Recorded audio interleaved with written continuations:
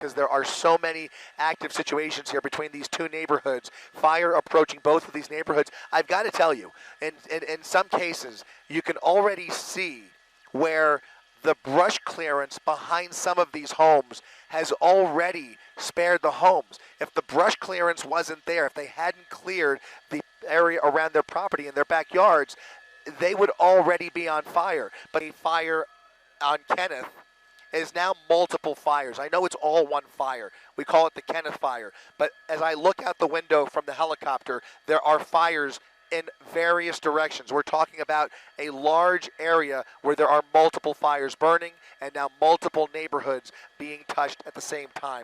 I just want to make that really clear. This isn't like one specific body of flames that these crews are trying to chase. They've already got tankers showing up. They've got helicopters over here. They are trying to flood the zone with structure protection, and they will do so at all cost to save as many structures as possible. But as you're seeing from our pictures, there is already flames surrounded by homes, homes surrounded by flames. At this point, we have not seen any properties actually touched yet, but the threat is imminent. It's already tripled or quadrupled in size. We're talking already comfortably, I could tell you, this has already burned hundreds of acres, and you can see all of the landscaping. Look at all the palm trees in this neighborhood. Look at all of the landscaping. Look at people already trying to get in their cars and getting out of Dodge. It is time to get your essentials and get out now. Grab your pets.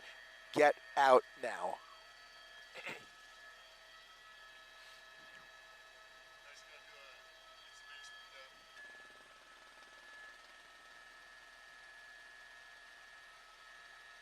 Yep, that's the, what was that, the County Hawk? I'm sorry, that's a Colson. That's a quick reaction force. The quick reaction force now jumping into action here, as that Sikorsky just dropped a couple thousand gallons of water on that hotspot just behind that very large home, and is now under the gun. This is just west of the neighborhood. Your headset's off. Sorry about that.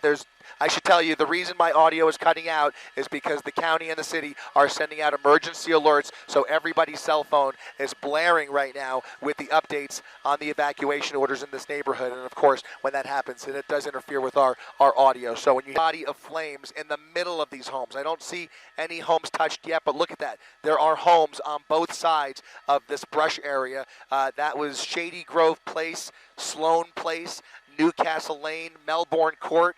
We're talking about two separate areas, so I don't want to confuse everybody. It's a large area now that is an immediate threat. You have two separate neighborhoods that are now being touched by this fire at the exact same time. So you've got one subdivision, Newcastle Lane, Sloan Place right here along Shady Grove Place, and then you have the neighborhood Malibu Canyon, Gates Canyon Park immediately to the west. Some of these fires that are not jumping or spotting are kind of running in to dead ends. They're running out of fuel once they get to the brush clearance, and those houses could be saved because of that brush clearance. That brush clearance buys time for those homeowners and for the fire department to get there, get the structure protection in place. Even in a wind-driven fire where it's so easy to jump over a fire break or a road, or even if you've done the proper brush clearance, the wind could easily jump it, but you're still buying time. You're giving yourself every chance.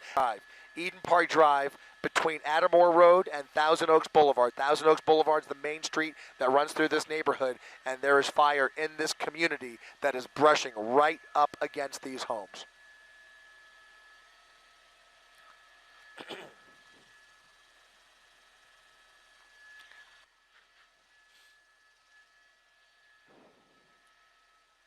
Yeah.